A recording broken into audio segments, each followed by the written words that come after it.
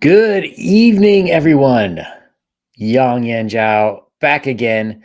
Tonight we have an extra special guest who is in the green room. I believe he's sipping on some gin and juice. A quick update, real quick, before we get started. Empire of the Undying Sun. For those of you who are unaware, like that. The greatest horror campaign for tabletop role playing. This side of Call of Cthulhu.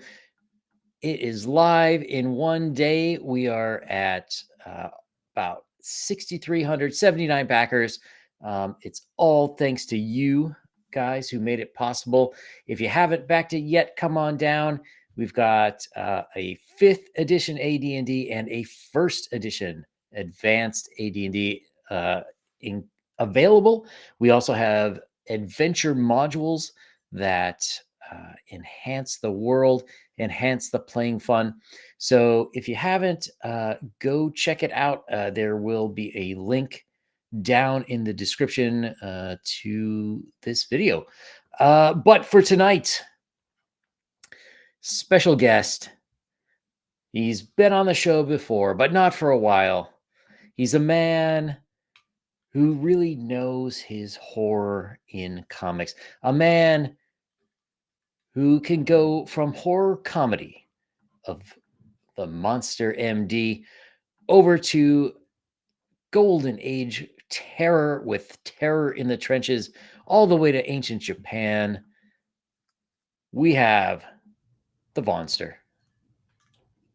Hey, buddy. It's good to see you again.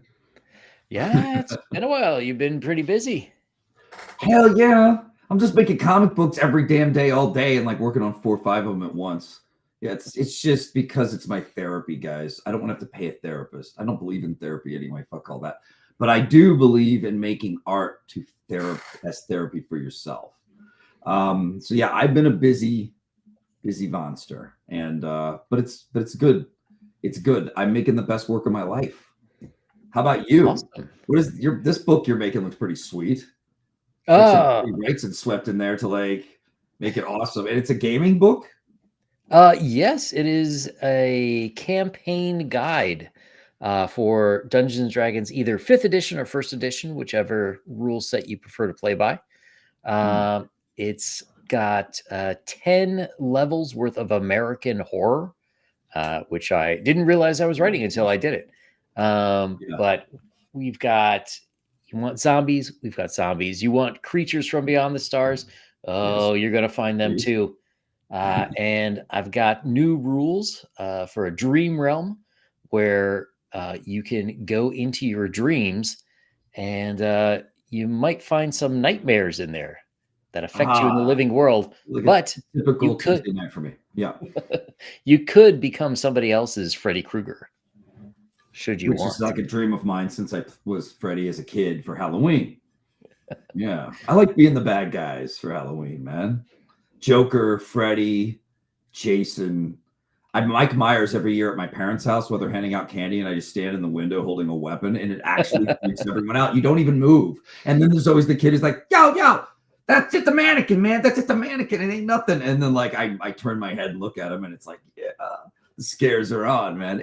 You generally unnerve people with that Michael Myers mask without even doing anything. It's just cruise control for scary, I guess, which is great. Definitely. Just keep looking in their direction. That's all you need to do. That's it. Just maintain the stare. Hell, close your eyes. They don't even know. It's black-eyed. They can't see shit. They can't see your eyes. It's awesome. It's the perfect mask, it turns out. Thanks, Captain Kirk. So you have a wide array of, let's say, horror subgenres with which you have written in. And the thing that interests me too is most of it is what I would call all ages.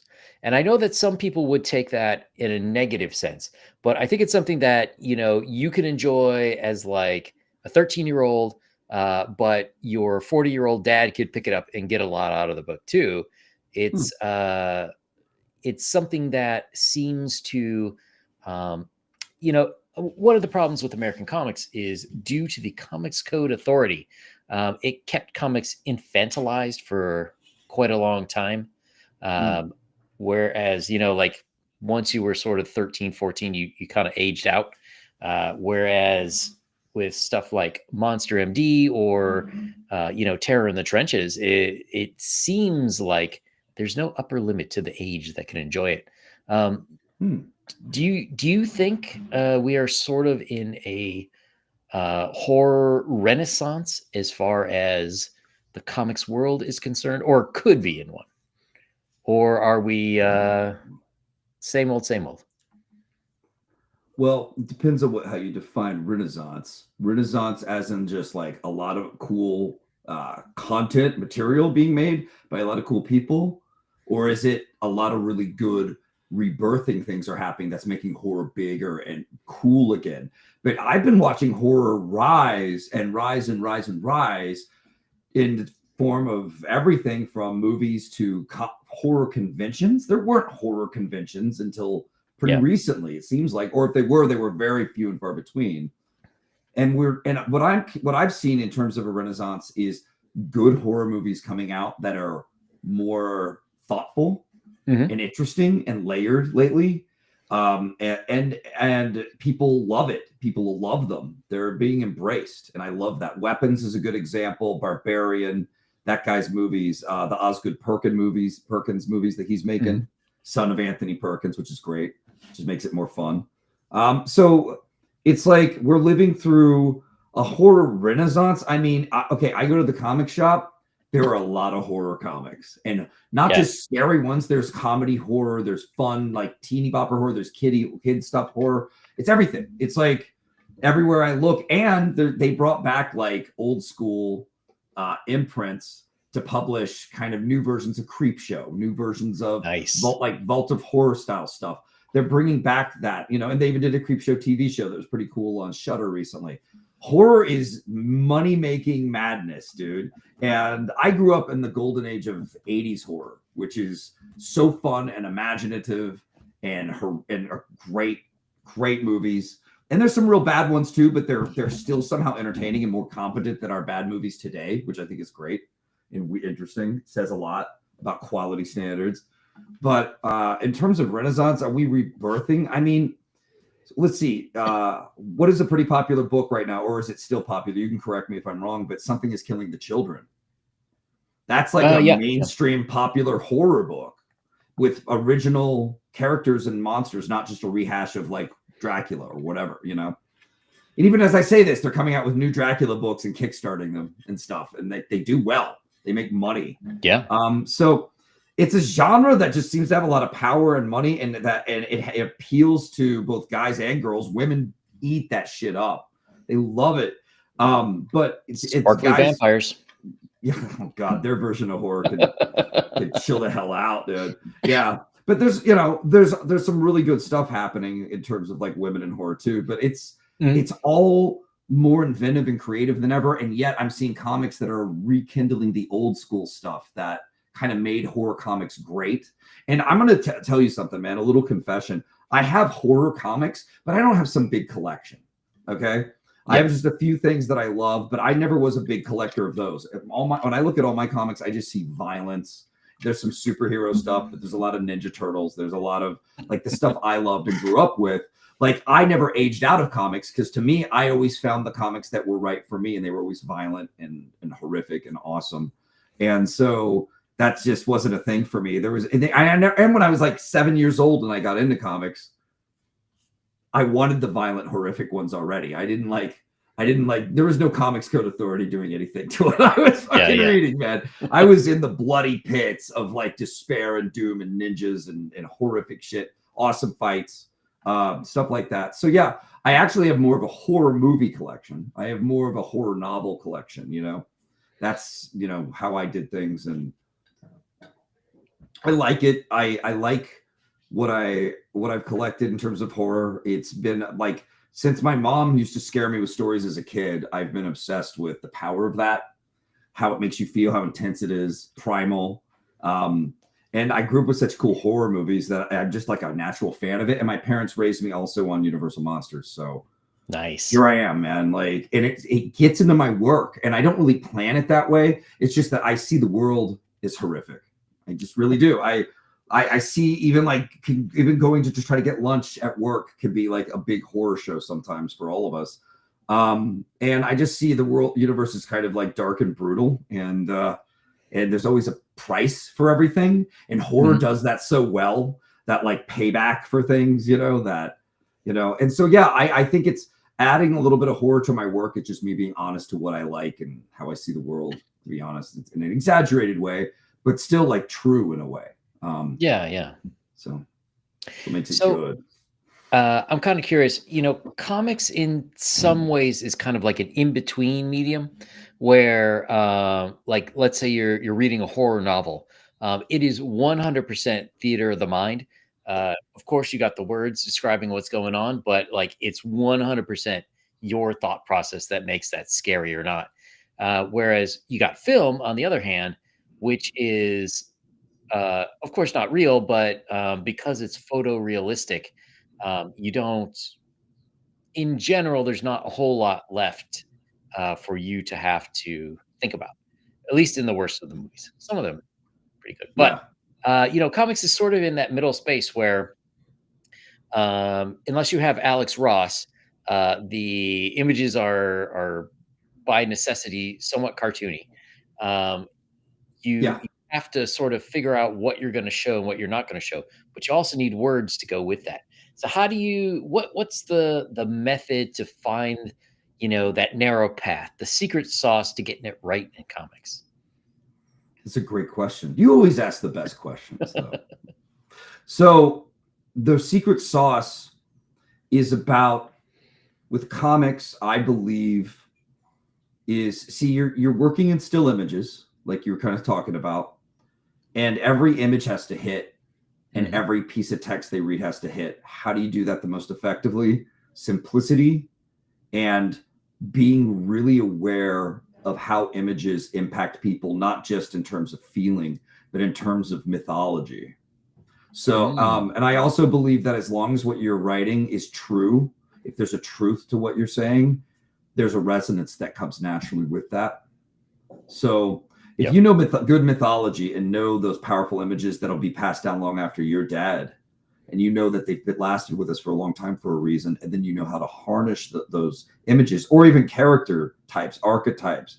All these things are, I mean, the Greeks, they did this shit. They figured it out, and then we forget it. Just like we forgot the recipe for concrete, and we couldn't have concrete for a little while, and then we had to find the recipe again and like bring it back. Like I think we have to remember how to tell good stories and use mythology and use visuals that go with words that are true, words that like, and you keep it simple, you keep it, but you like I just rewrote the intro to one of my books, and I thought it was the intro was done, and it was just the most badass thing. And I read it one day, and I went, you know what? All of this is bullshit. It's not true. It's not real to the character. It's not. It's not. It's just going to be droning when people read it. And if this is the intro to my book, why would they want to read anymore? This is ridiculous. I rewrite the whole intro. It's like one of the best things I've ever written now. I'm so proud of it. But it was through cutting things down, simplifying, and getting into the character and being true to what they would really think and say without any bullshit in between, without me trying to make a point or anything. You don't worry about that. Let the story make your point. You don't have to have people be preachy. Nobody likes that shit. Don't be preachy. I mean, I catch myself almost doing it sometimes. I don't want to do that. So you have to cut that. You got to kill your darlings, as they say in art. And you're like, oh, I think that line's cool sounding, but is it true? Oh, it's not. Well, then it's shit. It's out. So yeah, the secret sauce. You're trying to find the profound connection between imagery, words that create meaning and something, and that's going to resonate with a viewer. And I think staying true to your words and finding that imagery that's strong. You do this by studying art history. Just study art history. What Yeah. was popular in this era? Oh, that okay. And how did that work? And how do they do that effect and those things and have that type of I guess composition? Oh, they did that. Okay. And then what was popular in the next era and why? And what was, you know what I mean? And you go through all these eras and you end up discovering all these different types of great art and how they achieved it and how it's why it's important. And then from all that knowledge, you're able to, you're like I'm a very visual weirdo anyway, though. That's just the way I am. So like I've always, comics are perfect for a guy like me. I'm too ADD to just write a novel. I'm just too ADD. I'm going to try to do it anyway as a challenge. But I want visuals. I love to be stimulated by visuals. When I walk around, I'm not even high, and I've got these like black dilated eyes, like I am high because my brain is taking in everything. And the strength of it is that I'm very visual, right? And I have a good eye, and I'm good at making comics. The weakness is like I can go out to a public place and be totally overwhelmed by things, like by too many people, too much taken in. My databank's overload. And it gets to be a bit much. And I can't hear people in public when there's other sounds. I can't hear shit. I'm just like underwater. So like there's strengths and weaknesses, man. So yeah, I really believe that though. Find especially if you're doing horror. Oh my God, watch a million horror movies and ask yourself which visuals hit me. And then how could I use those in my own story to really hit people? Because horror is about this. It's like a little roller coaster ride if it's done right, and then you hit people with the big scary dips and the big scary visuals and make it all work. But yeah, sorry, I'm a little rambly now, but you get what I'm saying. No, I get what you're saying. So, you mentioned going back into the past and seeing what worked in the past. I mean, certainly some aspects of horror we can find going all the way back to like cave paintings and this and that, but some of it sort of disappears. So like, let's say, it used to be you would leave milk outside your house for fairies because you didn't want to piss them off. You didn't want them to come and kill you. Very, very few people worry about, fairies poisoning you in your sleep or stealing your children. So our, when you have stuff like that, do you think that the human mind, the psyche, it needs like some new kind of horror to replace that, or we just sort of have something new when like new situations arrive? Yeah, the fear is the same, but new. It comes in new forms. Leaving milk for fairies. I'm afraid my baby's going to be taken in the night. The demon that was the fairies becomes something else. I don't know what. It could be just a typical burglar. It could be an illegal alien. It could be whatever. Your fears manifest in different ways depending on the culture, what's going on at the time. In fact, if you watch a lot of horror movies, like from certain eras, and then go, what is this really about, though? Like when you step back, it's about the things a lot of people were afraid of at the time it was made in America. You know what I'm saying? Like, it connects. It all connects. That's the secret language of the universe, everybody. That's the real secret sauce. It all connects. And if you create the right way, it's like a puzzle, and you're putting it together to create a machine that entertains people and takes them somewhere, makes them feel something, makes them resonate with something, makes them care about your character, all the good things. And that's very intricate. It must be built properly or it doesn't work. And yeah, it's all connected, man. So when I'm afraid of something, sometimes I'll ask myself, like, is this just me, or is it like just everyone's afraid of this shit right now? Am I just succumbing to like an overall group fear? I think man's been afraid since we first crawled out of a cave, man. I think That's true. I think we've been afraid. We're always going to have the fear, and I think it's just part of our survival and our evolution, and part of our who we are as a species on this planet. And I think making horror is awesome because it helps us face it. It helps us learn from it. It helps us. It's so weird how horror is so disdained in the film world too, but like it's more poignant and has more to say than a lot of the movies I see in other genres these days. Of course. It's interesting. They just need to treat it the same. Yeah, and I mean, even if I don't necessarily agree with the points, like The Purge was a great example of like really getting that. Like the movie totally makes sense. At least the first one. Some of Yes, the you're other right. ones, I don't know, You're but that first one right. totally makes sense. And well, that is another question I have. So, is it necessary for horror to have some sort of moral to it? Because it seems like most of the old, like if you go, let's say Grimm's fairy tales, right? They were all about things that you shouldn't do, like Yeah, Rumpelstiltskin. Again, don't piss off fairies. yeah, The Hansel and Gretel, like don't go into strange people's houses. right. So there was like always some realistic moral or good life advice juxtaposed to like a story taken to the extreme. Do you think that's So necessary grim. to have a good horror? No, you No? don't have Oh, to. interesting. You don't have to say like, "Hey guys, like learn from this, and here's some little moral tale for you." That's totally a legit horror. I mean, there's nothing wrong with it. But I also like the movie Terrifier, and like, there's no Mm, fucking, there's no moral. It's about a killer clown, man. But there's a story to it that's actually intriguing, and it's just some people trying to get home. And we've all been there. We've been, I mean, I just got to get home for the night. I'm tired of this shit. I'm stuck. So there's there's no moral to it at all. And I still like it. I still think there's value to it. But it's interesting because you by giving a moral to it, it's like you are I don't know. No, it's fine to do. I don't see a problem with it. I like it. I like Grimm's fairy tales. I think they're really cool. And it's kind of like radical for the time. Like you said, we're going back to the past. And I said we need to look back at the past. mhm. Dude, there's so much value there that nobody remembers, that people overlook. They're always looking to the next thing. They're in K-pop demon hunters, okay? And I'm like Yeah, yeah, yeah. Hansel and Gretel. But at the same time, I don't think about big morals with my stories. I just have their characters try to stay true, but hopefully some kind of message comes from it. In the end, my stuff's kind of about outsiders who find their place in the world in a darker side of things. That seems to be what my work is. I can only figure that out now after making a bunch of books. Yeah. Well, and there's nothing wrong with Outsiders. that. Yeah, I Yeah. don't know. I think a lot of horror had more morality than you think. And when I say morality, I'm not talking about like modern audiences morality Yeah. where it has to be like everyone from this political party is a devil. And you But better shoot them. Yeah. Good exactly. times. But what I mean is like I had this patient one time who I shouldn't say where, but she was working on a PhD in literature, and she was doing horror and penny dreadfuls.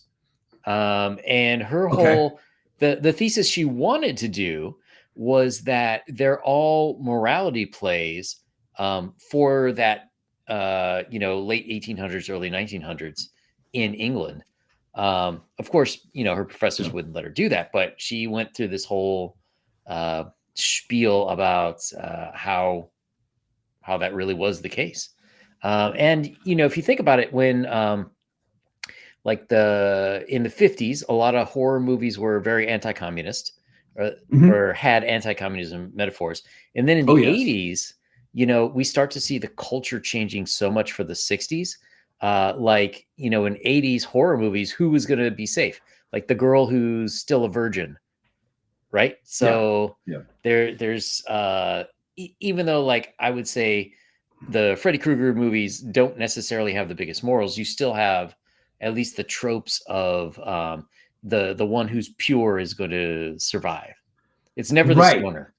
It was the stoners got to go every time.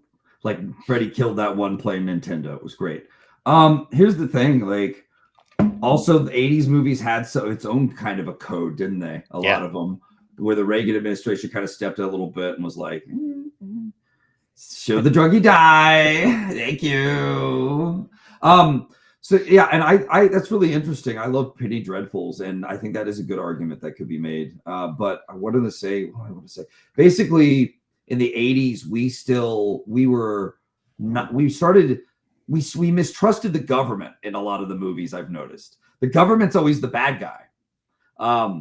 They're never Yeah. the good guy. And I think that's great. I love that. Yeah. I think people should have, it was fostering a healthy mistrust and criticism for your government through entertainment.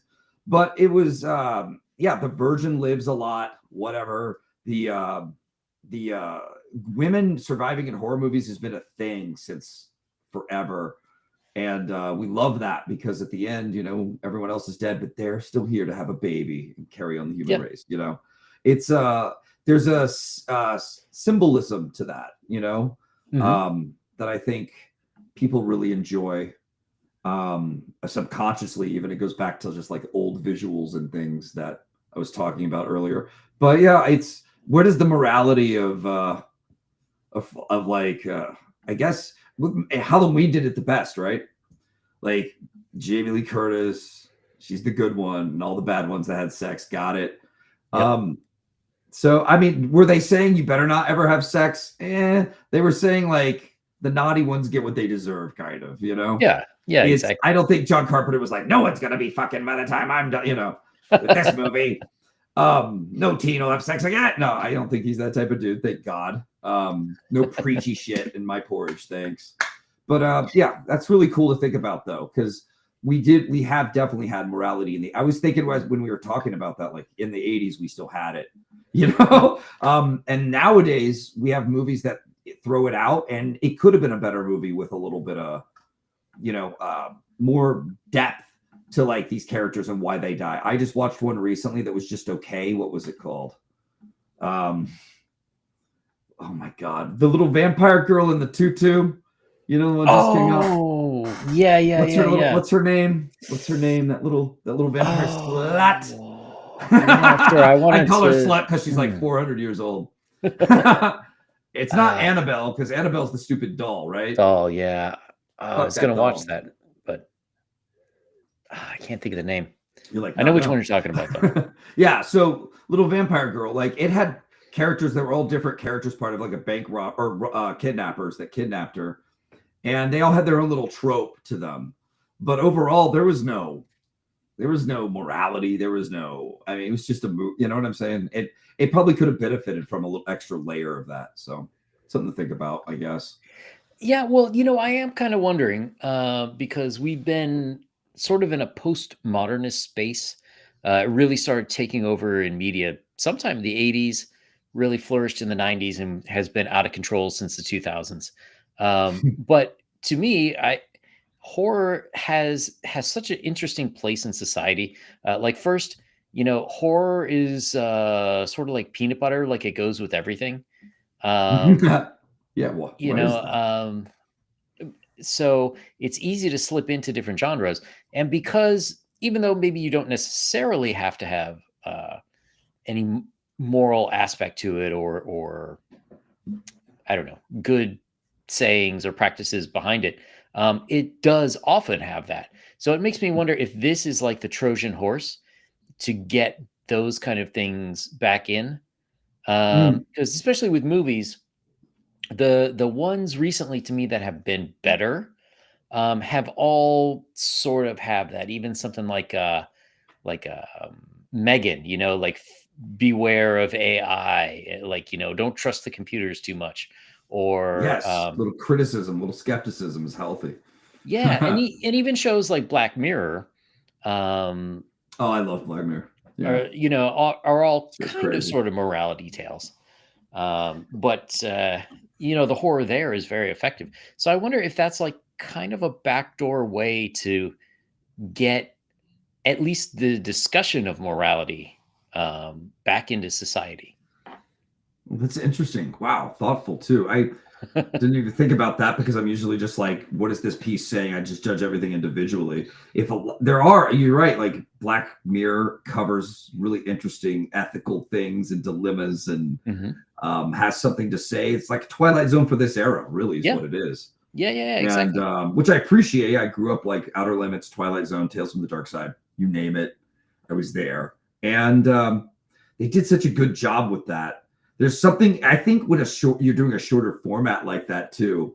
If you could have that morality thing, it really gives it a good weight that it has something to say, even if it's just something basic. Don't talk to strangers. Like that's that's still great. That's just Mhm. like, that's a great thing to put out there, just like a little reminders for all the people out there watching, you know. But yeah, it's like, what is Evil Dead's morality? You know what I mean? The guy just Oh, goes through hell, right? uh, And then uh, somehow comes out. I think he becomes more of a man by the time it's over. Really, Ash. it that's exactly it, because at least in the first two, Yeah, he's taken his girlfriend up to the cabin because he wants to sleep with her, and he's being a little bit sleazy about it, hmm, and by the end of the movies, he's got to sort of take responsibility for what's going on, and man up, and yeah, he has to fight the evil. And I'm not saying it's like necessarily the most nutritious subplot ever. right, right. His manhood is very thin in a lot of places, but it's got that veneer on there. It's, And by or the I time he shouldn't say gets the veneer. Army of Darkness, he's like, "Give me Yeah, some sugar, baby," and we're like, "Yes, this is what we all want to be as I men." All know. right. Good times, good times. See, Did you I see try not to the? think of. Oh, go ahead. Oh no, go ahead, go ahead, go ahead. I was just gonna say, when I make my stuff, I never think like, here's my big morality. It's Mhm. more, I'm always saying something about the universe that hopefully we can all relate to, but it's usually something that kind of comes along naturally as I write. Um, I just know what the story is saying with the themes and everything. So yeah, Yeah. I don't know. Or maybe I haven't looked at my work enough. Maybe there is something. There are some things in there. Terror in the Trenches. There's some big reveals in this next book I have coming. You guys are gonna Ooh, freaking love it. nice. But there's definitely, I mean, Black Terror has to come to terms with a lot of his mistakes, and so there is a morality there of what lines shouldn't be crossed. You know, and Yeah. Yeah. So I guess when I say morality, I now that I'm thinking about it, I should be a little more specific. It's not that you necessarily have to set out to write a morality play, but it's like you were saying earlier, like it has to have some truth in it. And I think that's what good horror does, is it reveals the truth of, like, like don't be a shitty person, don't be a slutty hoe, that kind of stuff, or you get what you deserve. Basically, you yeah, could boil a lot of that down to, or like Ash, you sometimes you got to man up and fight the scary things. yeah, So when you do uncover the truth, even though you're not necessarily setting out to make like a real morality message, I guess you'd say. Um, right, I, I think good horror like sort of puts that in contrast, like the right way, the wrong way. yeah. Yeah, that's really cool. I like that. It's what your message ends up being is not something you planned, but something that the Mhm. horror and the characters and their experiences create, and it's when it's organic like that, I mean, that's awesome. It's true. It's not preachy. It's not like it's all about morality. It's not. It's that's part of it, and it can maybe help hit the gong a little harder for the message of your movie, but there's more to it. That's really cool to think about. I don't, yeah, I've never even sat down and thought about the word morality when I write. No, don't take that wrong, everybody. But, I'm always so character driven. I'm always so into the characters and how I can make them interesting and what I could put them through, what hell I can put them through. Yeah. So it's like, just make sure what you do is true to the character, true to like life in a way. And that's when you Mhm. have to dig into yourself. That's why when people say write what you know, people far too often think that means like write, what your job is, or what, what your childhood was. No, no, no, no, no, no. Write about something fucked up that happened to you, that the experience. Like, dig deep within yourself and write they say right from the heart. They're talking about damaged stuff that's happened to you. They're talking about write write something that because you experienced it and it was fucking insane. Go Yeah. there. Yeah, I mean that's why especially a lot of golden age comics were fantastic, because all these guys went to war, and they came and they Yeah, saw horrible, horrible stuff, and they came back and, like, Kirby. sure, maybe you didn't see a vampire draining someone of blood, but you might have seen someone getting drained of blood, and you can Yeah. get that same feeling like in a slightly different context. You're right. Comics give us the ability to exaggerate things into mythical, fantastical stories while still remaining true to the brutalities and horrors of our real world. When I created my most recent creation, Rerun Man, an actor out of luck, out of a job, kind of a fuck up ex-child star. He only sees himself on TV as a kid and reruns now. Okay, he's being booted out of Hollywood. He thinks he's got the role of a lifetime. Big mistake. Turns out the producer he's auditioning for, horrific witch, zombifies him, and he turns him into a zombie that can regenerate so they can torture him and do whatever they want to him and get away with it for years upon years upon years. And he's comatose. He's like old school zombified voodoo style, right? You just sit there, you just wait for your commands. And all of that, and then he ends up waking up and going on a rampage. Badass. The monster is out, coming back to kill the creators, right? It's kind of my Frankenstein, right? Mm-hmm. Well, but here's the thing. I didn't plan for it to be that way. But if you look at it, like the idea that he's a zombie and needs to wake up. I mean, this is a metaphor for a lot of people, I feel, these days. You need to wake up to these elite people who are doing horrible things and getting away with it every fucking damn day. And that's where this character came from, my rage at the elites in Hollywood and all the bullshit and all the people who get away with it. And so this character kind of comes up, and the fact that he's a zombie who needs to wake up becomes a metaphor for the real world, man. You need to wake up from the trance they've put you under and rebel against these people who have done horrible things and just stop letting them get away with it, by God. Like, just stop. So they're ruining people there every day. I just thought Hollywood was perfect for it. So yeah, all these, whenever I create fantastical things and dark, horrific things, I want you to also feel the truth that it's real too. Yeah. Like, I want it grounded in that, in truth first, for sure. You were mentioning earlier about Ash from the Evil Dead series. Did you ever see the TV show? Yeah, I loved it. I love it. Yeah. Yeah. Okay. Yeah, I was gonna ask what you thought of it. I thought the first season was fantastic, Yeah. and then like it just slowly kind of petered out a little bit. Yeah. For me, I still loved it. But I could tell that they were kind of like running on empty by the end. And I was kind of like, okay, I get why they're ending it. They can't keep doing this over and over again. But the characters were so great. By the end, it was starting to like lag a little bit for me. But overall, I was thumbs up for everything. Was a little sad when it was over, but I understood. I know, and I was kind of pissed because for anyone who hasn't seen it, the original ending to Army of Darkness was that Ash drinks the wrong amount of drops to go to the future, so he ends up in some post-apocalyptic world. So they finally got that in at the end of this series, and he's got and now he's in the future fighting Deadites. It's like, wait, no, I want to see that. Yeah, why'd you stop here? I want that movie. Yeah, give me that movie, please. Ash in the future would be so cool. I don't know. Now they're just making weird Evil Deads where they have weird people like from out of nowhere direct them, and I don't know. I can't tell if this next one will be good or not. The last one I really wasn't into. It's hard to say. Like, I do like the idea. Like, how many times can Ash go back to that cabin? You know what I mean? Like, at some point, even he's got to say, like, yeah, maybe I won't.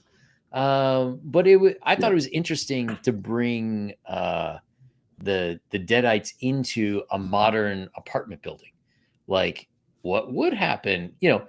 We know what happens when there's no one around for the evil to feed on. What happens when everyone's around? So I like the idea. I don't know that it was done as well as it could have been. But the editing alone, I was like, what? Yeah. What is this? Every time I'm about to see something cool, you cut, bro. What are you doing?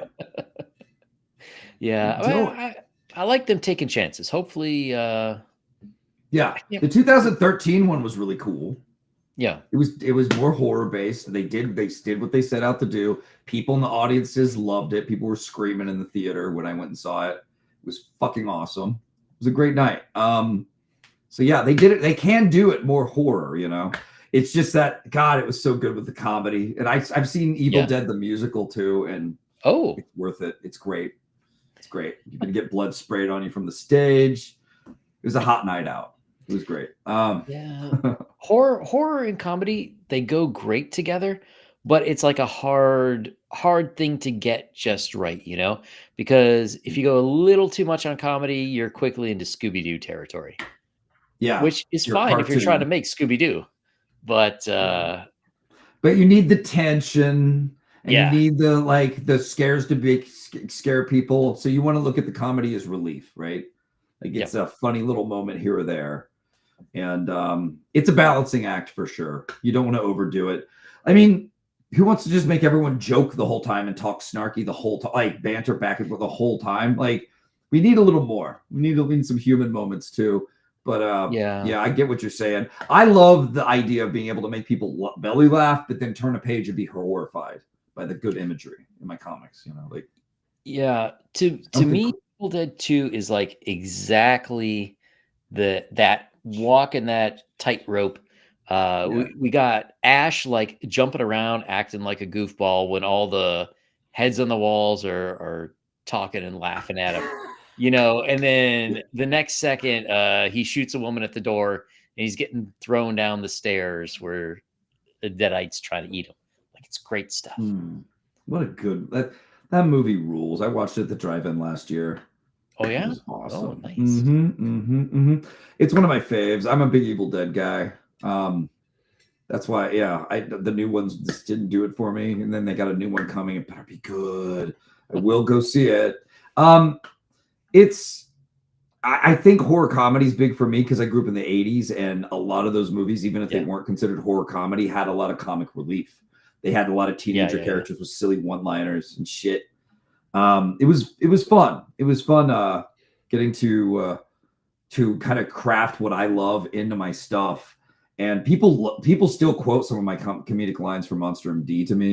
I have a Yeah. lot of fans of that department. It's great. It's so, I don't know, rewarding to be able to make people have a good time and remember your lines. So I even if I tried, like, Rerun Man is pretty much the darkest, most disturbed, messed up thing I've ever written, right? But Mhm. you're gonna laugh a lot. Like there's a lot of funny. Our main character is pretty funny, and then he ends up getting a kind of a mentor you're gonna meet who's really funny, kind of like a Mr. Miyagi kind of way. So I can't help but put it in. I don't know why. My sense of humor just it talks to me. It tells me put it in. People will love it. I like that part of entertainment when it comes to good scripts. So it's going to be a part of how I write forever. I watched too much Monster Squad. I watched too much Lost Boys. I've watched too much all these different movies of the 80s that had that comedy and that fun to them, Yeah. It's all part of the fun. Yeah, it's amazing how, that decade, uh, really there were so many great movies coming out constantly. Yeah. We didn't know how good we had it. It's so weird. When I was in film school, one of my professors said, "Oh, the 80s was such a horrible time for film. What an awful time." What? I was like, am I alone in thinking she crazy? I was maybe for you it was bad, but I was in heaven. I was in fucking heaven with all those movies. And it seemed like new ones were coming out all the time. You're like, oh Yeah. look, Terminator, oh look, Predator, oh look, RoboCop, oh, like all these great movies, and then like the horror genres that came out of it. I guess Friday the 13th was still like late 70s or something, but Nightmare on Elm Street, Yeah. and you got more Halloweens, you got more Jason, you got more Texas Chainsaw. I mean, it was just like you go to, and then video stores became a thing, and that was so Yeah. huge.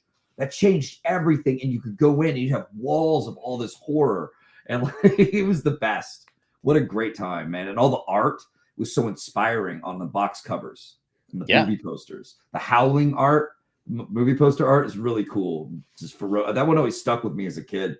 The Lost Boys poster art, all that shit. It's just great. Fright Night, oh Jesus, like that's like an Yeah. all-time great movie poster. Even smaller ones like Creep Show was fantastic. Yes, that's playing Yeah. at my drive-in this month. Oh yeah. They're doing Oh Exorcist wow. followed by Creep Show, dude, and then they're doing Lost Boys followed by Interview with the Vampire. It's Wow. gonna be fun at the drive-in this year. Oh, that's fantastic. Um, I was gonna ask you something. Oh, have you? You must have seen Jason versus Freddy, right? Yeah, yeah. What did you think of it? I think it's hilarious. um, I think they wanted the fans to. I think they did care about the fans when they made Yeah. it too. I don't think it was just as shameless of a money grab as it seemed. I think they really cared about it. And the director was kind of an oddball director to do it, but I think that's what made it kind of fun. Yeah. Yeah. And it has a pretty interesting soundtrack too. But yeah, overall, pretty fun for people who like that stuff. Pretty Yeah. fun. Because Like, I was just talking to somebody who's like, he's like 30, 31, something like that. And just a few days ago, we were talking about it. And he's like, yeah, it just wasn't there. And I yeah. was like, what? It's Jason versus Freddy. And it's not like, most movies you think they would just like fight in the last 5 minutes or something. It's like, no, the last No, like 2/3 of the movie are just them fighting in the dream it's world, fighting great. in the real world. It's You know, awesome. it's like I don't know how you could have made that movie better Better. for what it's Yeah. supposed to be. Yeah. And I also judge these types of movies because they're the slasher genre on the kills. And there's some cool kills in this movie, Yeah. some creative kills. You have to be creative. You have to do something interesting. You can't just phone it in. So I thought they did a good job. It was fun. If you just want to see it as popcorn fodder, all right. But like, I think a lot of horror movie fans don't mind popping that movie in every once in a while, watching it again. Yeah, I'm still bummed we never got Jason versus Freddy versus Ash, but Yeah, we you know, tried. The comic books did it. yes, The comic yes, books did it. there Love were a comic. lot of great ones, and even Ash popped into Marvel Zombie Universe. Yes. How could you not? Thanks, Robert Kirkman. Did he do that, or did someone else do that? That's really I cool. don't remember who did that, but that I was know I know Kirkman wrote Marvel Zombies, but I don't know if he came up with the idea for let's put Ash in there. I'm surprised they got him. I mean, I guess Yeah. at that time there wasn't really anything Evil Dead related going on, but still, it was Yeah. awesome to see. Well,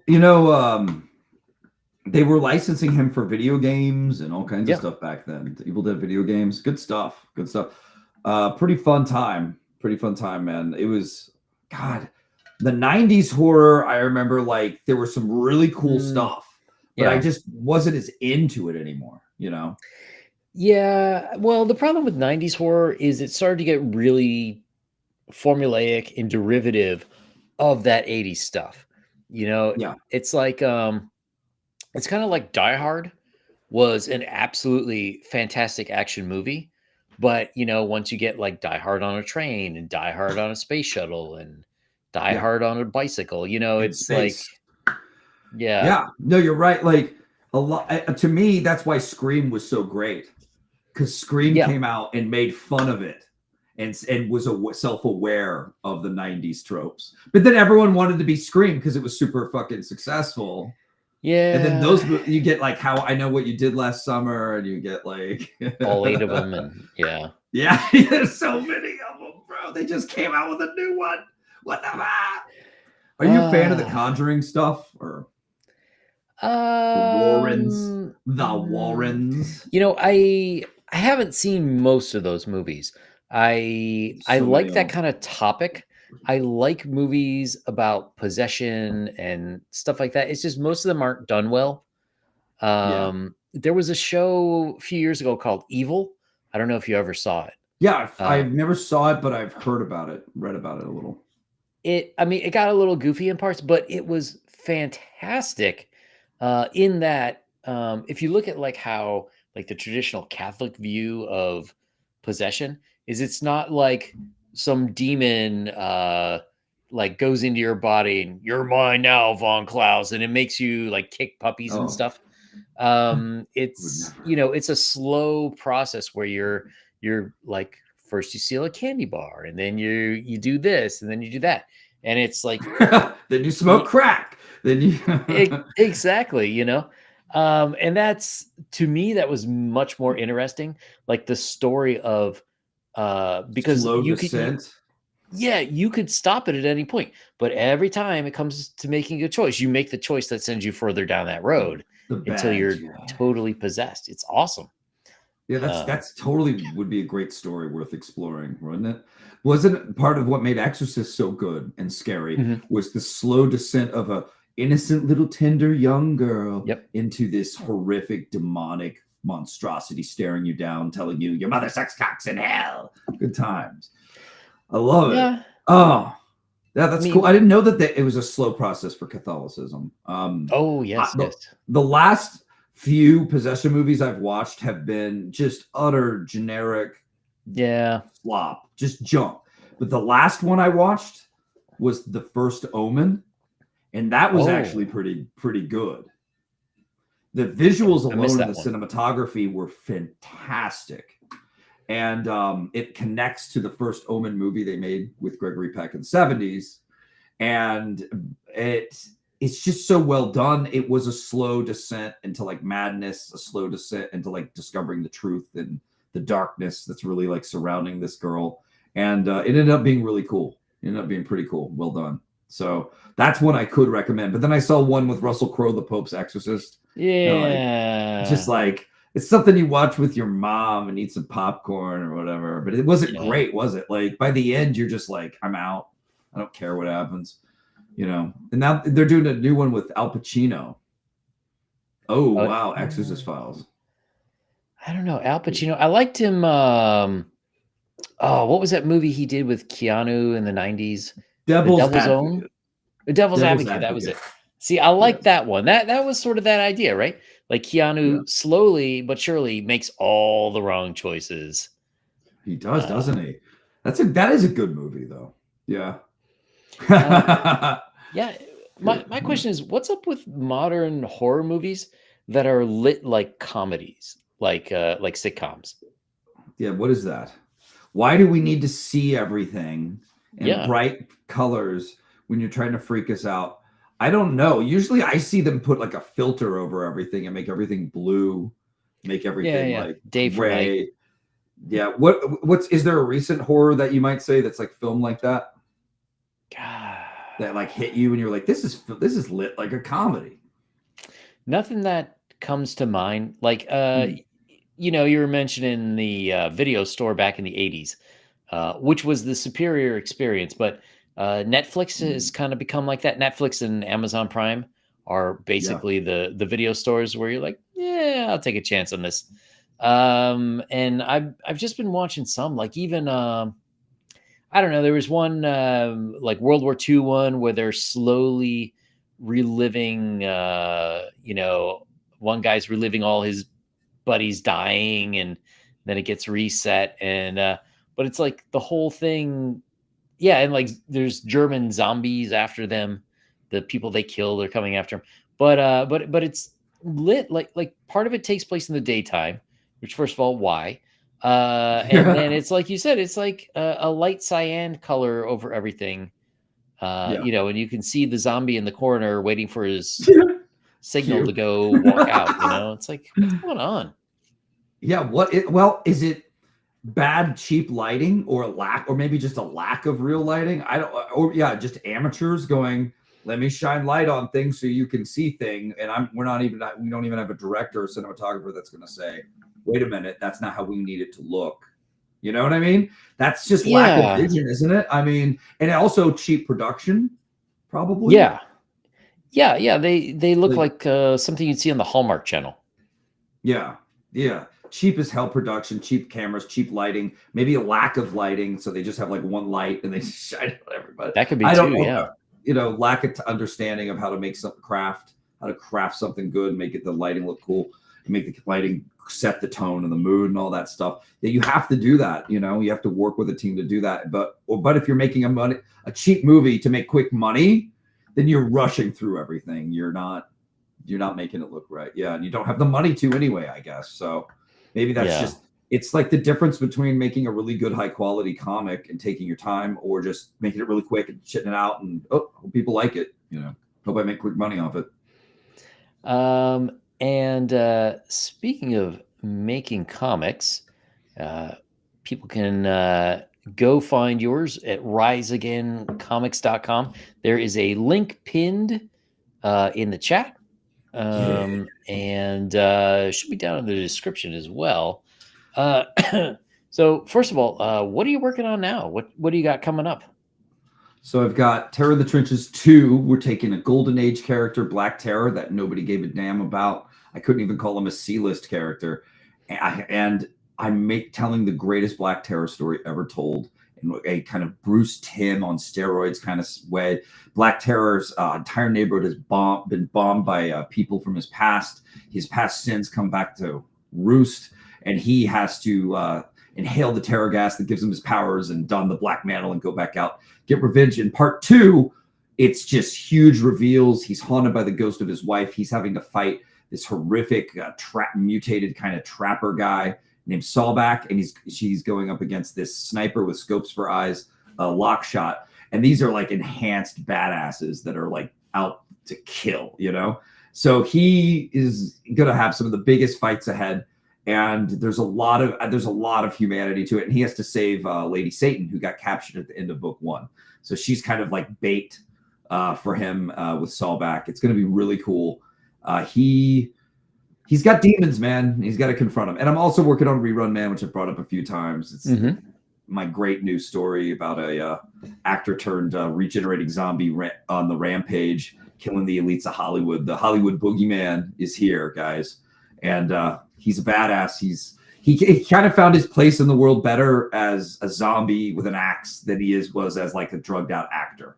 He kind of needs to kind of learn how to be a real hero, you know, and save us from the evil pedos of Hollywood. So there's that. It's great. It's stylish. It's very 80s-esque. It's all the things I love. It's horrific. It's funny. The art is by Christian Rossi, who's an amazing up-and-coming artist. Nice. He's amazing, guys. He's better than a lot of the pros on the shelves these days. So everyone's gonna love this book, I think. Yeah, I think he's gonna do a little bit of work for me on my campaign guide as well. So that's interesting. So when do you think we might see Rerun Man? Oh man, I don't know. I've got a lot of pages done, and I'm like, should I just do a campaign now for October and just have some fun for the spooky season, you know? I don't know. I do not have a hard date, everybody. I feel bad about it. Don't worry. I think about it every day.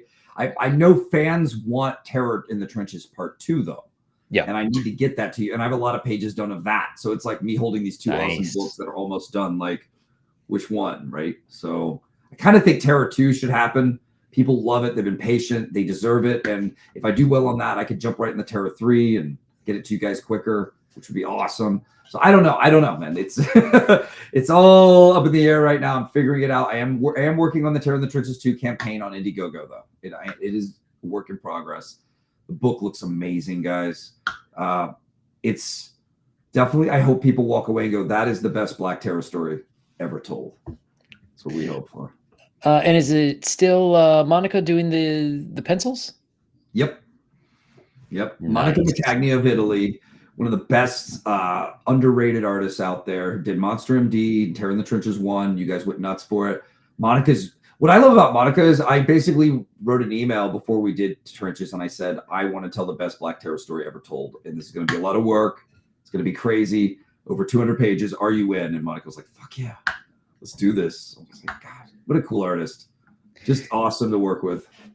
Yeah, the thing about Monica, too, is she does a lot of stuff that normally would not appeal to me, but she's got the skill that makes it all work. Just a variety of things like you can see her work there. If I saw that style with somebody else, I'd be like, I don't know. But man, she just nails everything perfectly. And the tone, the art matches the tone. Let me put it that way. Yeah. She does. Monica and I, it's like a peanut butter and chocolate thing. Like our sensibilities work really well together. We discovered, but quite by accident, not by accident, really. I before we did Monster MD, I gave Monica a test, and I was like, Mhm. draw this, and we'll see how it comes out. And then after I got it back from Monica, I was looked at it, and I was like, this could be a hit.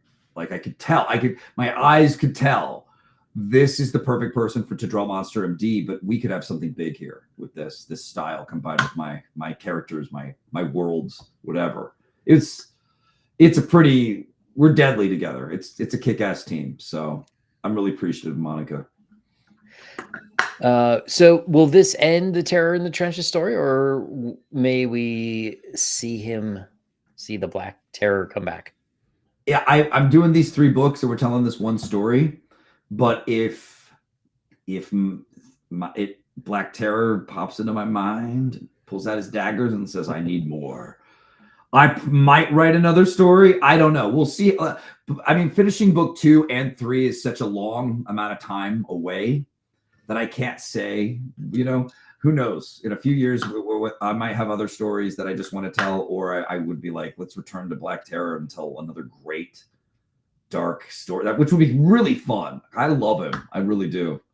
He's great, man. He's so cool, and he's got that old school look, but something about him. See, that's what pissed me off about him, though, and made me create this Terror of the Trenches shit, because he's like presented in the comic book world on the shelves as like super pirate guy. Like what is he pirating? Like what is he? Does he come in on a ghost ship or anything cool or weird? Or does he protect the high seas? No, he's in the city working as a pharmacist. What?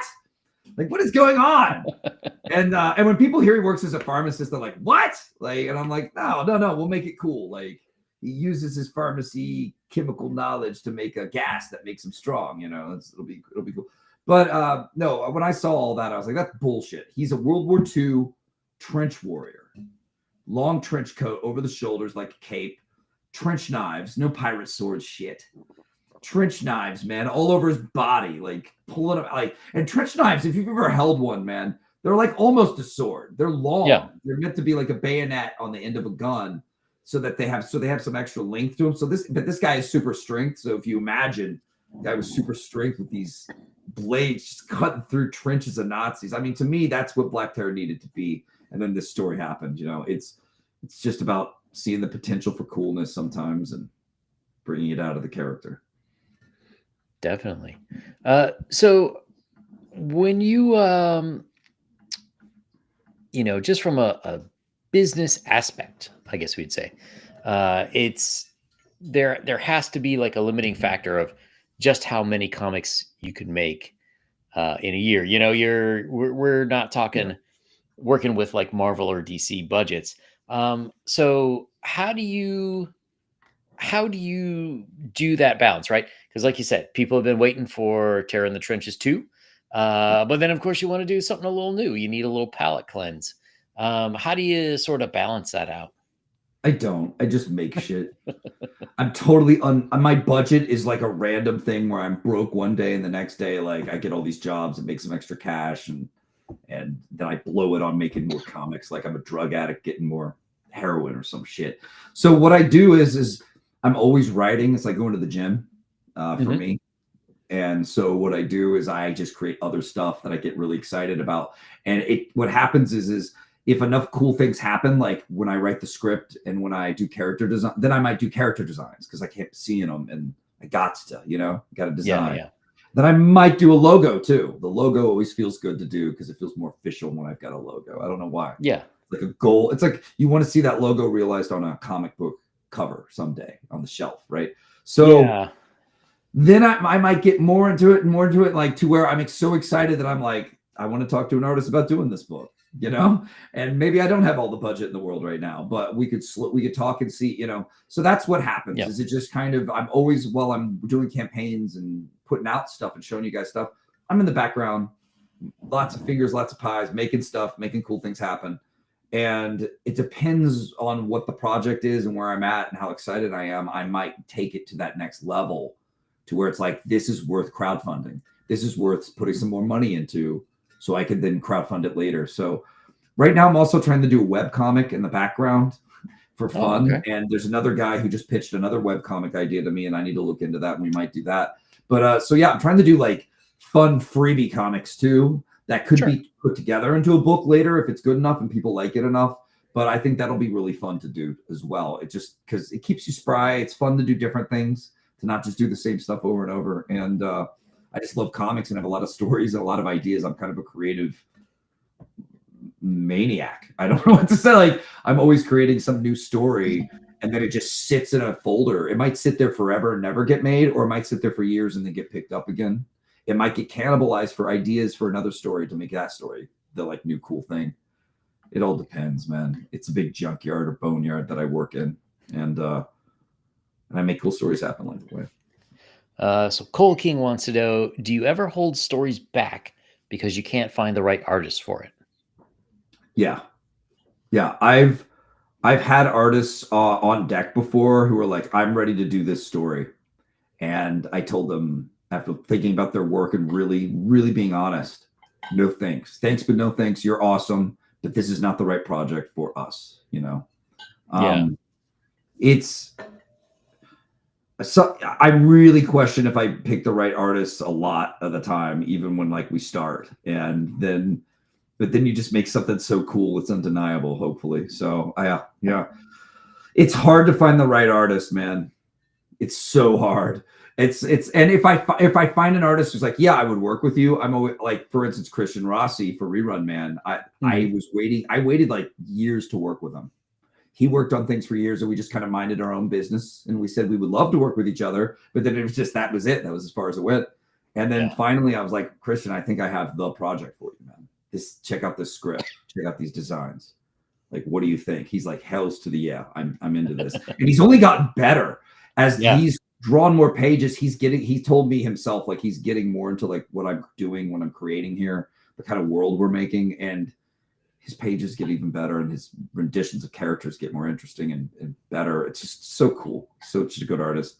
So yeah, it's that important. I think it really is. Monica was what made Monster MD what it is and what made Terror in the Trenches have that such a unique and powerful look. Not every artist can do that, you know. So yeah. Be picky. You're allowed to be picky, guys. It's your vision. Make sure they gel well with you. You know, and that's the thing too, getting back to Marvel and DC money. When you're that big and you're putting out that many titles, you can afford to just say like, let's see what happens and take that chance. But when it's your reputation and it's your cash on the line, you got to make sure it's done right. It's hard. Oh, it's hard. We have another book of mine, Psycho Killers. We're coloring that, and it's 132 pages. And man, we've gone through so many colorists. And I ended up going, just hire my colorist for Rerun Man and Terror in the Trenches, Tiago Barca, the amazing Tiago. The most this guy he's so good. He does everything amazing. And now he's coloring Psycho Killers, and it looks like a completely different book from the other. Like the other colorists can't compare. So I'm so glad we got him. He's going to get it done. He will not fall off like the other colorists did. The other colors just wouldn't turn in work, I'm telling you, a lot of them wouldn't even color it correctly. It was weird looking. So I'm glad we ended up with him. He's great. Colorists seem to be like the trailer park drunks of the comics world. You know, like I've never heard anyone who. Well, of course there are some good colors, but like if somebody is complaining about their artist, it's like always a colorist involved. Yeah. That sucks, but I guess it's true. Like the colorists that just don't turn in and stuff or whatever. I've dealt with it before myself. So it can be. I had a colorist work really well with me to about like 5 pages left in the book, and then they just disappeared on me. And I was like, but we gotta finish the book. That or they'll do something like they'll double book themselves. And it's like, well, this person's publishing with Image, you know. So Dr. Mask's Retro Elixir asks, have you thought about doing short stories for an anthology? It would give you a chance to do different things. Yes, I have. I've also realized that a lot of anthologies in terms of crowdfunding don't do great. Yeah. Even if they are great, it doesn't matter. But if I had enough of a following and I had like the right artist or artists, maybe. Yeah. I mean, I think cool to do that. Yeah. Yeah, I think one of the best anthologies out there have been Alterna's It Came Out on a Wednesday. Um, there's because it's always got a lot of great potential for short stories for things that later would kick off into full series on Alterna. I know Pete's not doing that right now with it, but historically, like it's been to me, it's been pretty good because there's a bunch of books that he had published that had I not seen it in it came out on a Wednesday, I probably wouldn't have bothered picking it up. Oh, right. Oh, that's cool. I've actually never gotten to read many of those, but two of my stories are in the two new ones that are coming out. Oh yeah? So Oh, Pete's publishing some. If you want some more Monster Tales or you want to collect me, I'm going to be in issue 22 and 23 with two different short stories. One of them is the Kataru Witch Hunter short mhm. that was actually in the Kataru book, and then that I did with Preston Acevedo. And then the other one is an older thing I did that was supposed to be turned into a big, awesome book on its own called Jasper the Shank. And Jasper the Shank is a butler in an alternate Victorian England where everybody got strange and deadly powers, and his unnatural gift is that he can make things around him very sharp, give them an edge that can lead to a lot of chaos and destruction. But that's why he's the Shank. He's Jasper the Shank. He's a makeshift knife, walking makeshift knife. So that's basically what it is. But that's something I was pitching to Dark Horse back in the day, and I had it, and they needed some shorts for it came out on a Wednesday, so I stepped up, and Pete Nice. liked them and let me. He's publishing them, so I'm really happy. I'm excited. I hope people will check it out. Alterna rules, baby. Support them. So Cole King says, I feel like a lot of writers, especially new ones, rush into working with an artist because they are affordable or just in a hurry, not because they are right to the project. Look, let I me tell think you, you're right. from the point of view of a writer, finding an artist, a lot of times it's like you're that virgin in high school, and all of a sudden a girl talks to you, and that's what being a writer trying to find an artist is like. Yeah, you can turn. Don't be too needy, okay? Yeah, Don't be too needy. You're gonna pay them. They're gonna work for you to make your vision. You're gonna be a boss. You're gonna be an overseer. You're not here to worship them or to treat them like they have all the leverage. That's just not the way it works. Yeah, don't be the virgin. Don't be the high school virgin. Don't be that guy. Okay, uh, the artist will respect you more. Yeah, and also to, I'm sure the position you're in now after having quite a number of books that have done really well, it's much easier for you not only to get artists to talk to you, but have them take you seriously as like, oh yeah, this is a guy who could potentially, Eh, actually pay for 2 or 3 months worth of work. well, yes and no, because there's something about the human condition. Like you could be a famous person and no one Yeah. recognizes you, and then you're just another piece of shit on the street. Nobody wants anything to do with you. When I sometimes I do get amazed when it's like, but it's me. Like it's me. You could be making a book with me, Von Klaus. Don't you want to do that? And like people are just like, I don't care. Some people don't give a shit.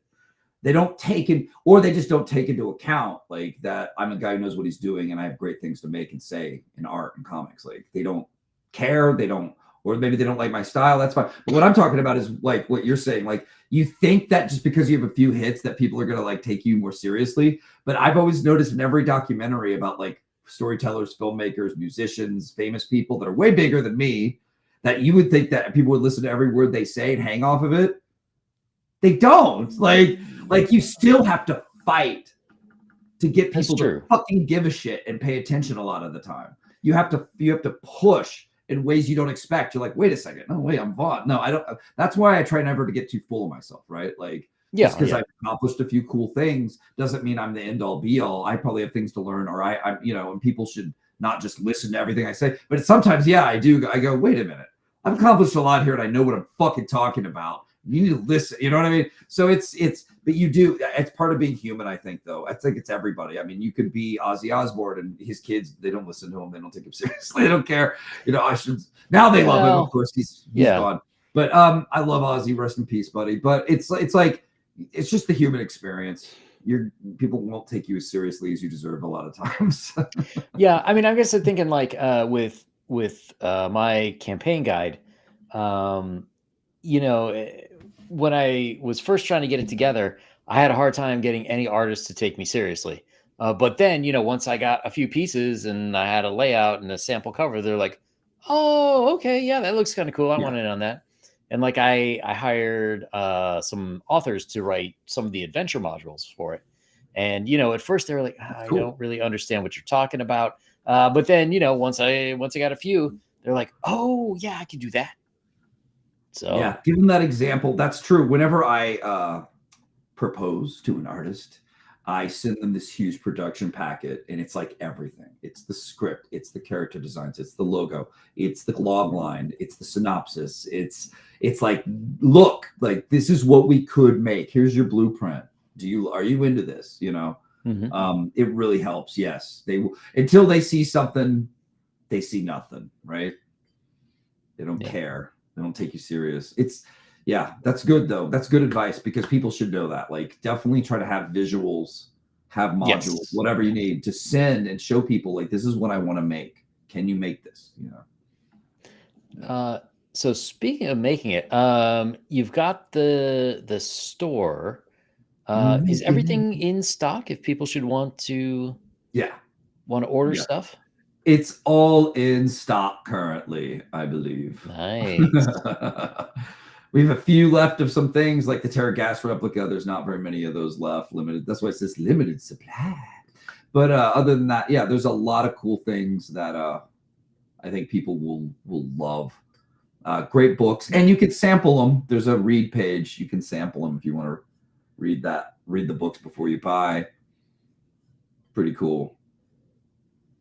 I think it's cool. And we got, yeah, we even have Yeah. our sketchbook. We got Kataru, that just won Book of the Year from the Heroic Awards.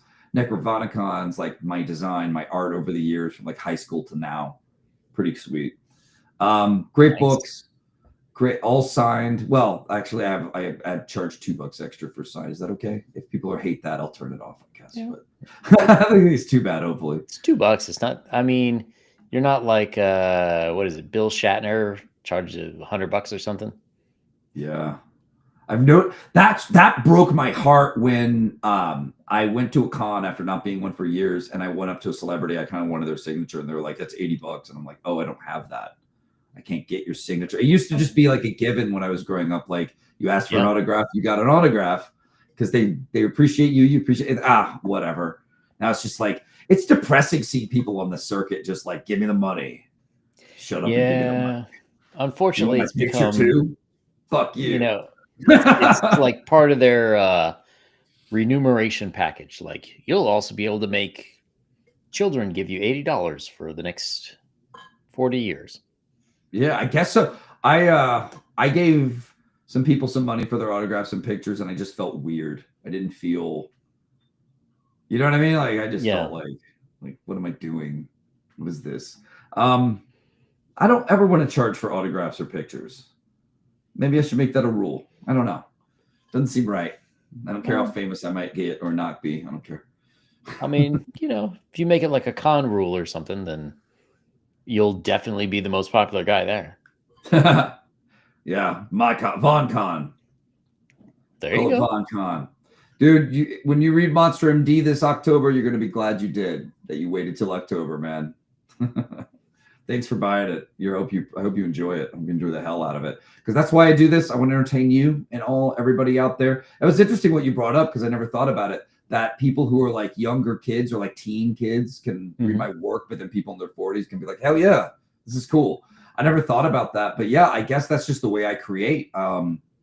Because from when I was 8 years old or 7 years old and went to my first comic shop, I wanted the brutal, badass, violent characters in comics. That's all I cared about. And so that's how I create them now. And back then, my dad didn't want me to get those comics. He was like, you should get Uncle Scrooge. You are a young boy. And I'm like, fuck that. I mean, Uncle Scrooge is cool, but not as cool as Ninja Turtles, not as cool as Punisher, not as cool as Wolverine.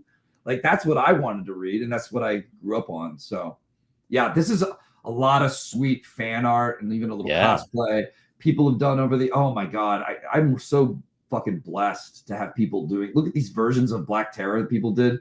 So badass. So fun. You know what you should do? You should just put a picture of a blank sheet of paper in there and label it like Heidi naked. Oh yeah.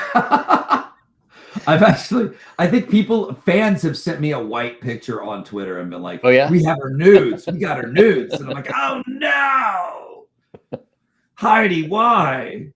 The Heidi's such a great character. The hottest invisible the hottest woman you've never seen. Like it's perfect. It had to be. Heidi had to be. What a great character. And her last name, Heidi H. Hyde. It's perfect for an invisible woman, I think. Definitely. Perfect.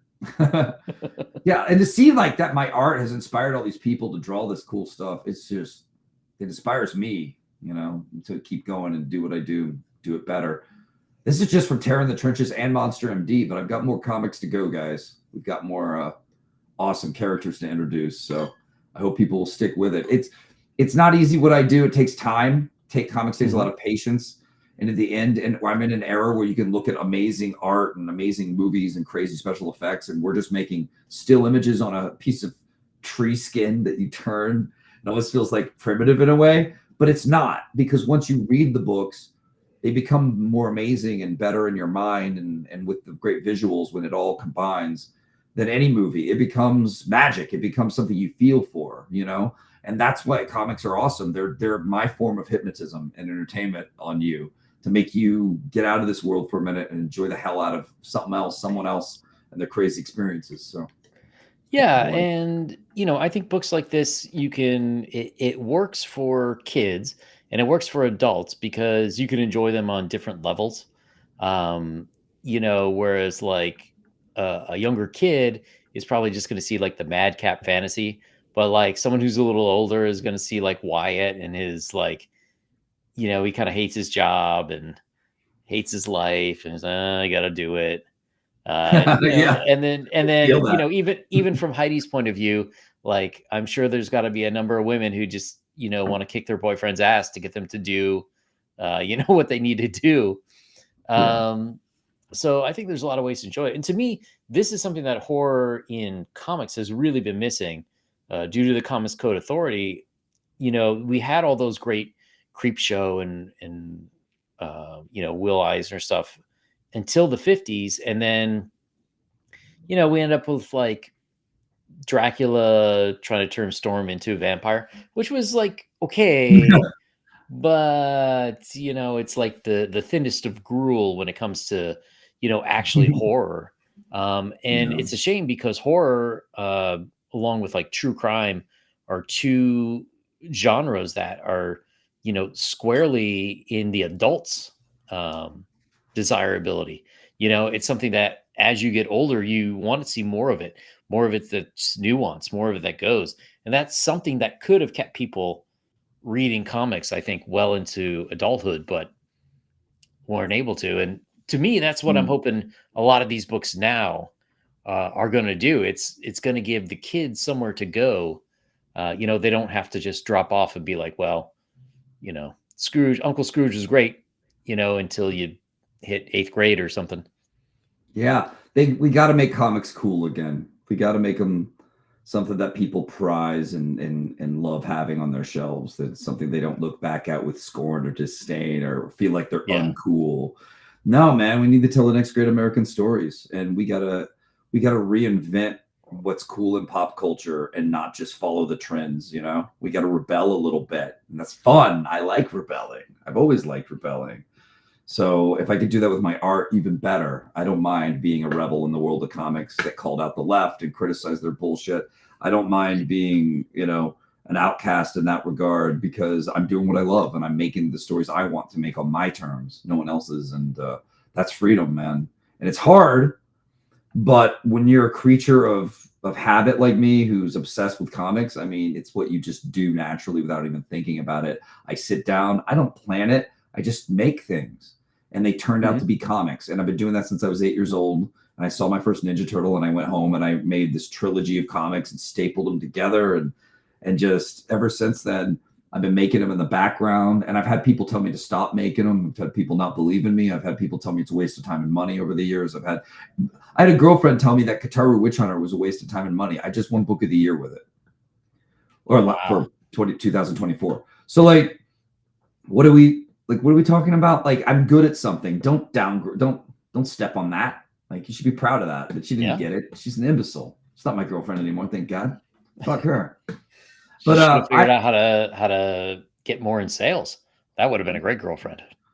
Yeah, I'm always so enraptured by watching men who have these great women who help them with their comic businesses. Like lucky sons of bitches. You guys got it going on, and those are great women.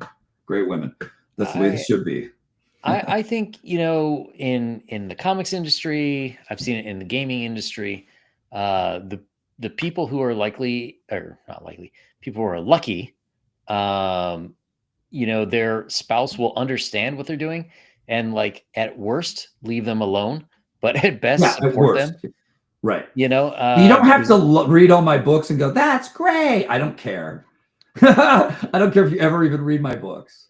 But if you're like, what you do is important and it's important to you, and I'm going to be in the other room watching bullshit while you do your thing and I support you. That's all that'd be nice. That'd be nice. Yeah. I mean, that's really at the people that I've seen who are married and succeed. They all have a supportive spouse. And if you do not have a supportive spouse, you will not be doing this for long, or you'll be divorced. One of the two. Yeah, I just want someone to understand what I do it is important. It is. It's not. I had a best friend that I had a falling out with not too long ago, and when we were having a bad, nasty back and forth with the texts, he dissed on what I do. He said I just make silly cartoon books. Fucking imbecile. And I was just like, "Are you for real, man? Like." You own a bunch of horror comics, like you own all the Vault of Horror and Tales from the Crypt, and I make horror comics, and you think that's just silly? You think like you watch Scooby Doo in your underwear? Like fuck you. But my stuff's just silly cartoon books. Like get real. So but he was trying to diss on me and not take. And I remembered that right when he said that, it hit me too. I was like, every time I've ever texted him a piece of art that I've worked on that I was proud of, he never responded. And it just hit me. I was like, he doesn't support me. He's not my friend. He's not my real. After 15 years of being a good friend to him, I can't even get just basic support. Like, this picture looks cool. Good job. Like, neat. Let me know when the book's done. Anything. Like, I never got support. And that's okay, because now we're not friends. I don't have to deal with this bullshit. But like, that's how people are sometimes, man. You just gotta say fuck you and keep doing what you love, everybody, because it's rare to find to do something you can do what you love and actually get paid for it. And I'm starting to think we need to recommend that to kids way more often. Like, find it young, get way good at it, get retarded good at it, and then fucking make some fat money from it once you hit your 20s and 30s and build something for yourself while doing what you love, because work won't ever feel like work, baby. It'll be good. And even if you got to have a day job when you start, get a little cash coming in another way, just keep at it, and eventually you'll have a nice volume of work, and hopefully people will recognize it and want to work with you and be excited for your success. Yeah, hopefully you could. It's brick by brick, and the more you create and finish, the more you are building, and the more you keep your mind open to learning how to be better every time, you will be building. And yes, it's not for everybody. Comics is deceptive, because I feel like everyone feels deep down like I could do that, and then they try doing it, and it's just a fucking nightmare. It's hard. It's so hard to make stuff sing on the page with comics and just really work. But that's why it's called craft, because it's its own specialized thing. You make, you build in a way, you connect things in a way. It's really cool. I love it. It's like a puzzle for me that I love solving, but it's not for everyone. You got to be that certain type of person who likes grinding and doesn't mind how long it fucking takes to make still images that don't ever even move. A story that moves people. Well, that's the thing too, is like there are certain jobs, like even something like IT, where it's so in demand, you don't have to be good at it. You don't Yeah. like, not that you don't have to work on it all. You need to know what you're doing, but you don't have to be the best of the best. But if you want to Just work in an show up. industry like, yeah, like comics, like movies, game design and stuff like that, like you gotta be the best of the best. You gotta keep pushing yourself to always get better. Um, always try to find like who's number one in my area, and then what can I, what good can I take from that, and what can I do to be better. Like Yeah. even yeah, just that, like, you always got to try to improve yourself, and eventually We're you'll be in the yeah. good space. Do you agree that maybe a lot of artists who are share spaces together are kind of secretly competing with each other, and not even necessarily in terms of money? I'm talking about like who makes the baddest ass thing. Because when I was a Well, that kid, was Image. and yeah, that was Image, baby. What a great time in comics. What a fun, ridiculously awesome, over the top time. I just bought everything down. I walked down the shelf. Bam, bam. Yeah. Number one, number one, number one. I'm getting this. I'm getting this. So I remember in first grade, I felt like an outcast for the first time in my life. And it wouldn't be the last. And I ended up at a table every day with, like, I don't know, 3 or 4 buddies of mine, and we would just draw. But it wasn't just drawing. There was something happening. There was a competition, unspoken. Who can draw the most badass, cool thing that impresses the other guys? And then from that grinding and from that desire and that obsession, like, you start getting better at drawing. And then you look at what your friend's doing, you're like, fuck, that's good. Fuck you. I'm gonna have to update this motorcycle. I'm drawing with more machine guns, more spikes on the tires, some blades that come out the front, some cool shit. Like it became like, I feel like that's why bullpens and comics were so cool and Yeah. important. You know? Yeah. I kind of wonder if someone could get that working again, like where Yeah. everybody's kind of in the same place. And I mean, I'm kind of wondering why nobody's doing it in foreign countries. Like right now, if you go to Japan and you could get a bunch of people in a bullpen because the salaries are so low compared to dollars, I bet you could get a ton of Japanese artists for really cheap, or the Philippines or Indonesia Huh. or even Brazil, Oh, you for could socks. Yeah, they have cheap artists. I've seen it. you Yeah. you could get, like 5 6 guys in a room where it's Yeah. not costing too. I mean, if you or I try to do that, but somebody with a little bit of money, with It would with have to be somebody with a little somebody, bit of money who has the desire to risk it on putting people in a certain area, picking artists that are good enough and and then they have to work well together. You know what I mean? It's like a whole thing. Um, yeah, to do the bullpen again, it would take a lot, but yeah, wouldn't it be cool if they became a story machine and were just really pumping out greatness? It's fun to think about. definitely, yeah, That'd be yeah, and so cool. actually get a company that could put out monthlies again. Yeah. That would be hot. And you'd have to have everything go right. Even one thing wrong and it wouldn't work. It would all fall Yep. away. It's just crazy to think about.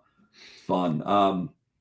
Yes, like us artists are chasing the dragon of who can make the most badass thing, I think. And Yeah. Yeah. I gladly toss my hat into that arena any day of the week with my stuff Well, because I got to make the coolest stuff around. Sorry, go ahead. no, I was gonna say, like, that is one thing to note. Comics are, of course, there are women. Nobody wants to keep women out, but it is a pretty much a male dominated industry. We're more And visual. yeah, They and it dominate the novels. Women absolutely, dominate novels. So and it's very much a male thing to want to compete with other people, even your yeah. friends, right? Like you're buddies with a lot of people, but like, oh well, he wrote with vampires. Well, shit, I'm gonna do mummies, and we get there.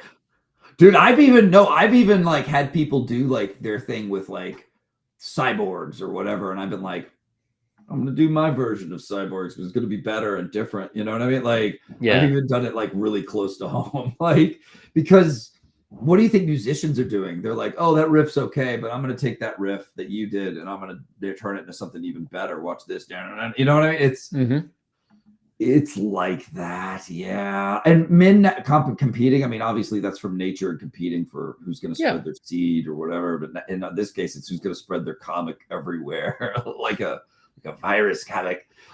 Spread their story, spread their whatever. I mean, I want to leave something great for people before I die. And if it gets to be a cool stack of comics, I guess I'm pretty cool with that. I would be proud of it. I'd be happy with it. I just feel like I've got more great things to make and important things to say still. So it's an agonizing process, but worth it. And that's somehow fun at the same time. And yeah, man, I'm a little competitive with people, like, because it really does tell what kind of artist you are, what you make. I can tell everything about you when I read your stuff. I can learn a lot. I can understand things about you other people don't. When I read people's comics, I can tell. So it's interesting to learn about people through their work and what choices they make and why they made them, and creative choices and stuff, and like what are they saying with their work, and you can tell a lot about a person. So yeah, I'm definitely here to compete. Because look, too many people aren't making American comics cool. Japan is kicking our ass. Europe probably looks at us like, whatever, we've got the finest artists and blah blah blah, and fuck you, But God, I just want to bring back America balls again, America fun, American like ingenuity and craftsmanship again, make people excited again. So bad. Yeah. I hate to say it, but I don't have much hope for anime and manga in the near future. You think it The, might the fall well, the off? problem with Japan. So I lived there actually from 2004 to 2006, and one thing I've noticed is, at least for the last 50 years, Japan is always 10 years behind the U.S. culturally. What Interesting. happened 10 years ago? Think about it. Think about comics. Think about movies. That's exactly where they're heading right now. So you Okay. find 2015. So okay, tell me, reveal. well, cancel culture, you Oh no, a lot of like DEI stuff, like all of that. leaking in. Yeah, they were able to escape it, and that's why manga. I mean, manga has been popular in the US for a while, but I think that's why it absolutely crushed everything coming out of the US, because our stuff in general was garbage. And now that it's getting over there, it's like, think of like the Marvel movies, right? When they first came out, they were great. And then they could coast on that till 2019. Man, did they? And right now, manga and anime are coasting on the stuff that came before. There's still popular titles. There's still stuff that had to go into the works, but you're already seeing calls like less nudity, less violence. Let's fan service. Yeah, and it's going to be bad. They're going to Please have to don't go through 10 capitulate, years. Japan. Don't bend the knee. Learn from our mistakes, Japan. Or go down that route, and then Rise Again Comics could be the coolest shit around. And then all those Japanese girls will be like, "Oh, Monster MD, I likey, want to love fun long time." Something cool like that. I think I think that there could be a market for a lot of indie American comics over in Japan. They're not big on capes and cowls, but I think something like a Monster MD, they would be into. It's not, there's nothing too crazy in there that would turn them off, and it's like a fun story that I think they'd be able to relate with. And I think a lot of stuff, like I've wondered about a lot of alternative series over the years, a lot of other indie books I've seen. It's like, man, it's a shame like there isn't someone getting it all together, translating it, and then just publishing it over there. Yeah. Well, something to think about for the future, something to make happen. One day. We live in a world where should be easier than ever to make something like that happen because of the digital era. So one day, man, one day we'll get people in that bullpen, and we're going to send that shit to Japan. We're going to conquer their little island. Damn it. I'm going to get them. I love Japan and what they do, and I keep up with them in terms of watching like current anime and reading current comics, a few current mangas, but I'm not like Mr. Manga. Like I've got a pretty cool collection of some stuff, and it's influenced my work. If anything, the way I do my fights is I took like what's good about manga fights and then took all the stuff that's bad and threw that out and then kind of added my own thing kind of to create my own kind of Vaughn fight method where fights are about more than just two forces clashing, and it's about more than just visuals of punches and physical. It's about the situation and the emotional resonance and what the characters are going through and what's between them. Like that's what's so cool about Psycho Killers is I was like, how do I make these characters fights more like with pure weight and like pure humanity and pure like at its core, right? And I was like, well, they all grew up together, so as they fight, you're going to see flashbacks to them as kids growing up together and what their backstory is, and then cut it in between with these amazing over-the-top spectacle fight battles through Paris and shit. And I hope people love it to death. Like I hope I think TV shows even do stuff like that, you know, where they intercut and let's go back to the past and show. And then as the story of the past cuts in and plays out, you know, you start to figure out like, wow, this fight between them is intense. They used to love each other. They used to be romantic. You know what I mean? It's so cool to do. It's so fun. And it's just a way in which I'm trying to make American comics more than good guy punch bad guy, good guy won. You have to be more clever. You have to do something more interesting. So let's make it more human, messy, and emotional. I agree. So since it is October, are you going to be, can people find you anywhere else these days? Or I know you have your own YouTube channel. Oh yeah, I do. I've been recording a bunch of rants that I haven't posted yet. I just rant 1, rant 2 is what I'm calling them. Yeah, I've got Vaughn's Haunted Castle. I want to start doing some live streaming of myself and some interviews with people. I think I'd be good at it. I think it'd be fun. And I've got my Twitter, Rising in Comics, and on X, whatever, Twitter, X, whatever you want to call it. And Instagram, look up Rising in Comics on Instagram. Follow us. It's awesome. Great, cool visual updates on my books. And you could just sign up for the mailing list on the main website. And a lot of people have been doing that, I noticed recently, which was cool. A lot of new people coming in.